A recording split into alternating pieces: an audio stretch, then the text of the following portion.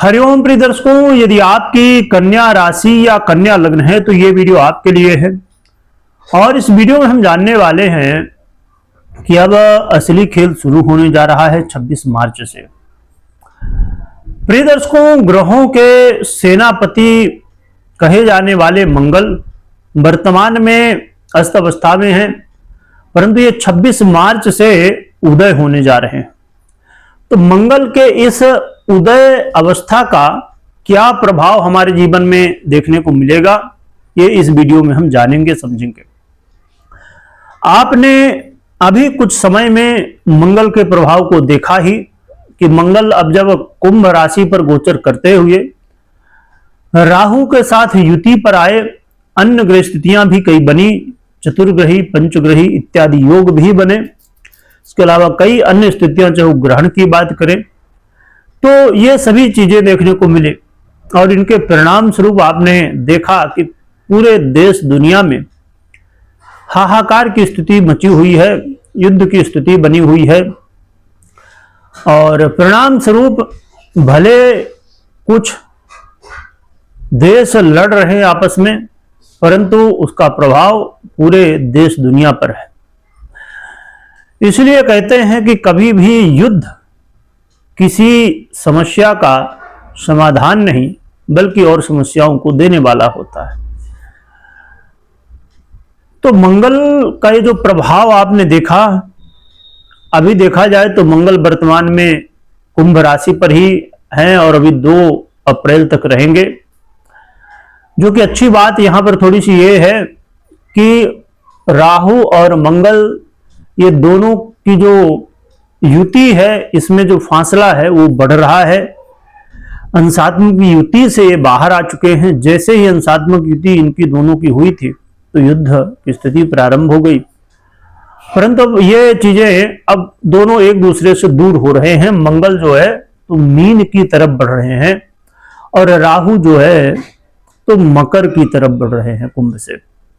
इसलिए अब मंगल जब उदय होंगे, इसमें देखा जाए एक्चुअली गहराई से यदि विचार किया जाए तो मंगल जो है अब इस समय जो इस स्थिति में गहराई में जब आप विचार करेंगे नक्षत्र वाइज इत्यादि, तो वहां पर मंगल की स्थिति अब थोड़ी ठीक हो रही है।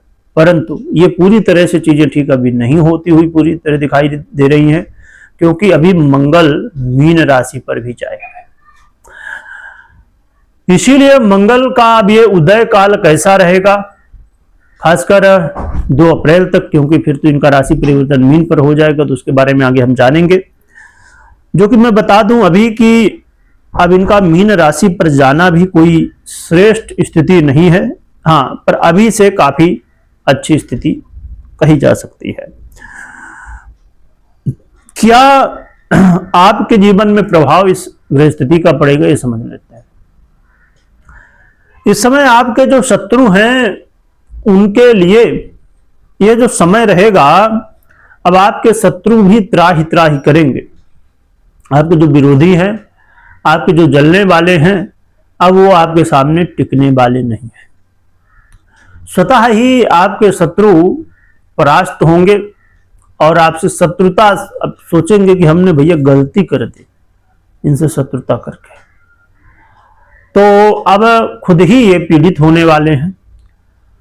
और ये जो समय है ये आपके जीवन में देखा जाए तो कुछ अचानक लाभ की स्थितियां भी बनाएगा।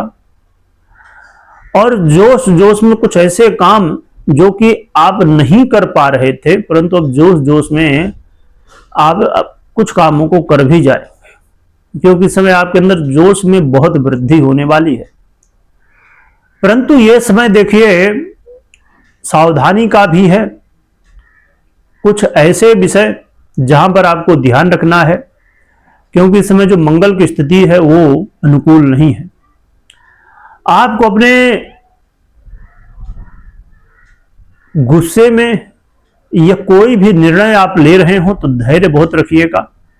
खासकर इंपोर्ट एक्सपोर्ट का यदि आपका काम है, या विदेश से जुड़ा हुआ काम है, या कोर्ट कचहरी के मामले हैं, तो यहां पर आपको सावधानी बरतनी चाहिए। यहां पर लापरवाही करने से बचना चाहिए। इस समय कई बार ऐसा हो सकता है कि कोर्ट कचहरी के मामले जो हैं, तो वहां पर आप कोशिश करें कि भाई कुछ प्रयास करते हैं, परंतु गलत तरीके कहीं ना कहीं नुकसान पहुंचा सकते हैं। इसलिए आपको ये बहुत ध्यान रखना है कि जो भी तरीके हों वो सही तरीकों से ही आगे बढ़ें तो ज्यादा अच्छा है। यात्रा कर रहे हो तो यात्रा में सावधानी, और सबसे बड़ी बात, जैसे मैंने अभी थोड़ी देर पहले कहा कि आपके अंदर जोश की वृद्धि काफी हद तक बढ़ जाएगी, यानी कि ये लगेगा कि नहीं जो कल करना है वो आज ही कर ले। ये अच्छी बात तो होती है, परंतु इस समय इसका कहीं ना कहीं निगेटिव प्रभाव देखने को मिल सकता है। इसलिए धैर्य रखना बहुत आवश्यक है। और चाहे आप परीक्षा प्रतियोगिता में भाग ले रहे हो, चाहे इत्यादि खेलकूद से जुड़े हुए काम हो, क्रिएटिविटी से जुड़े हुए काम हो, या आप सोशल मीडिया से जुड़ के काम करते हो, मीडिया सोशल मीडिया से, एक छोटी सी गलती आपको बड़ी समस्या में डाल सकता है। इसके अलावा स्वास्थ्य का भी ध्यान रखने की आवश्यकता है, और खासकर वो लोग जो लोग लॉटरी, जुआ, सट्टा या और भी ऐसे काम करते हैं, ऐसे कामों से बचने की आवश्यकता है। और इस समय व्यर्थ में व्यय की स्थितियां भी बनेंगी, तो ये कुछ स्थितियां बन सकती हैं, देखने को भी मिल सकती हैं और देखने को मिल रही होंगी। अब मंगल उदय होंगे तो ये चीजें और भी देखने को मिल सकती हैं। तो मंगल कुछ लाभ तो दे रहे हैं, परंतु समस्याएं भी हैं, जो कि इसमें अच्छी बात, जैसे मैंने बताया कि अच्छी बात यह है कि नक्षत्र वाइज इनकी स्थिति ठीक हो रही है, जिसकी वजह से जो हमने समझा कि समस्याएं आ सकती हैं, तो ये बहुत ज्यादा नहीं बढ़ने पाएंगी। अब चीजें कंट्रोल होंगी, पर फिर भी ये समस्या अभी तक बनी रहेंगे। परंतु उपाय हम क्या कर सकते हैं जिससे इन समस्याओं से जितना हो सके तो हम बचें। इसके लिए आपको हनुमान जी की आराधना करनी है, और विशेष रूप से हनुमान जी के दर्शन करने का मौका मिले तो बहुत ही अच्छा है। तो दर्शन करिए, क्योंकि हनुमान जी के दर्शन से जीवन की समस्याएं दूर होती हैं। ये मंगल करने वाले हैं, और मंगल भवन अमंगल हारी, उन्हीं का आशीर्वाद भी है।